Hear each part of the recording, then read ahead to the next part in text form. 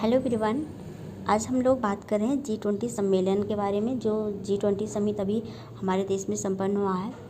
ये हमारे देश का 18वां सम्मेलन था G20 का, जिसका जो मेज़बान था वो हमारा देश भारत था। अभी हम डिस्कस कर चुके हैं, पर अभी हम जो बात कर रहे हैं इसका लोगो है, उसमें क्या दर्शाया गया है और प्रगति मैदान के वेन्यू भारत मंडपम में उसमें क्या क्या उसका आकर्षण का क्या केंद्र रहा है और किस लिए उसको लगाया गया है, इन सब के बारे में हम बात कर रहे हैं। तो सबसे पहले हम बात करते हैं G20 का जो ये लोगो बना हुआ है। इसमें तिरंगे का कलर लिया गया है। G20 के लिए तिरंगे का कलर लिया गया है केसरिया, वाइट और ग्रीन कलर लिया गया है।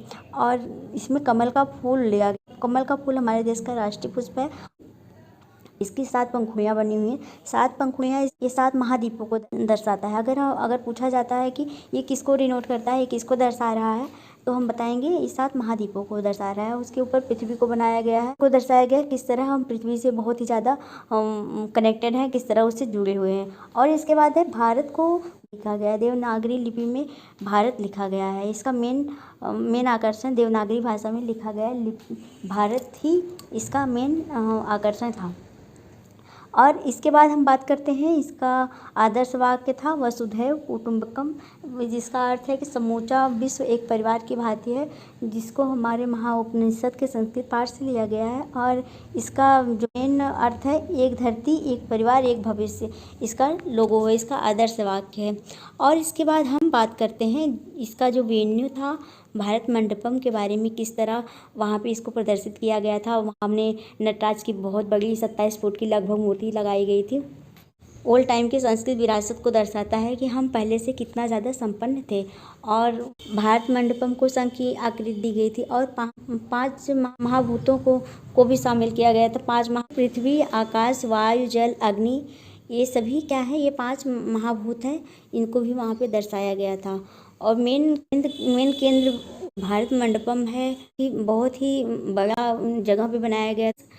127 एकड़ के लगभग एरिया में उसको भारत मंडपम को बना के कवर किया गया था। मेन हाइलाइट्स यही थी पे हमारी संस्कृत विरासतों को दिखाया जाना, किस तरह हमारी पुराने टाइम की संस्कृति कैसी थी।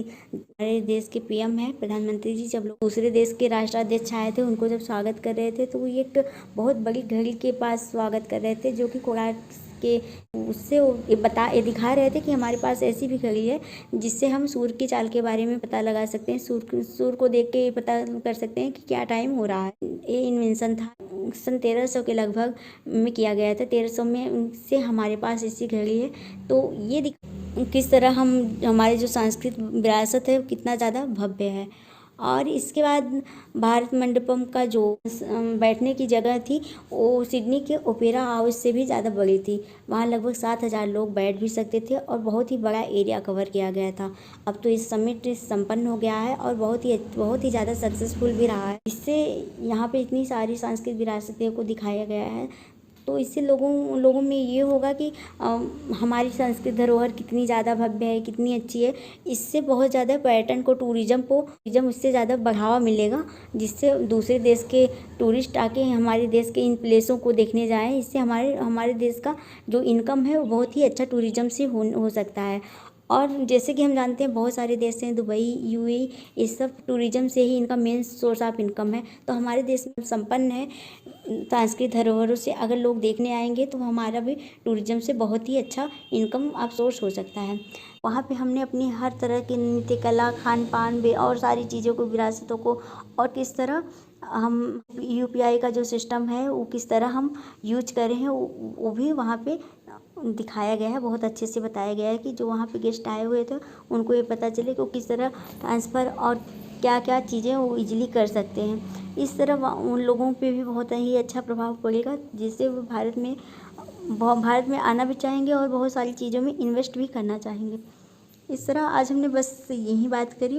G20 का समिट हुआ था, वो कितना ज़्यादा सक्सेसफुल रहा। इस साल हमारे देश में इसका हुआ, तो अगले साल जो G20 का आयोजन होगा वो ब्राज़ील में होगा। उसके बाद 2024 में दक्षिण अफ्रीका में भी इसका आयोजन का कार्यक्रम रखा गया है। तो आज के लिए इतना ही। Thanks for watching.